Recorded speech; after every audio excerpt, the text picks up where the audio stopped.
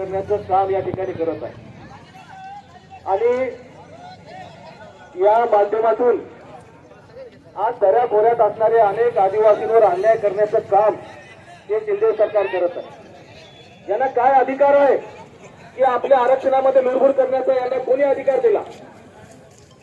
हे मुख्यमंत्री झाले म्हणजे यांच्या पद्धतीने हे काम करणार आहेत का?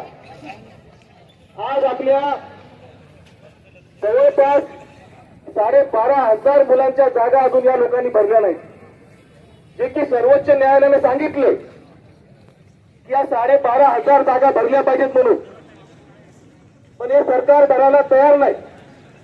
त्याच पद्धतीने 55,000 जागा अजूनही या लोकांनी रिक्त ठेवलेल्या आहेत, हे जागा भरायला तयार नाही।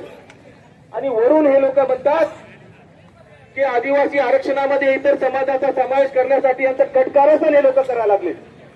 तर पहिल्यांदा मी या ठिकाणी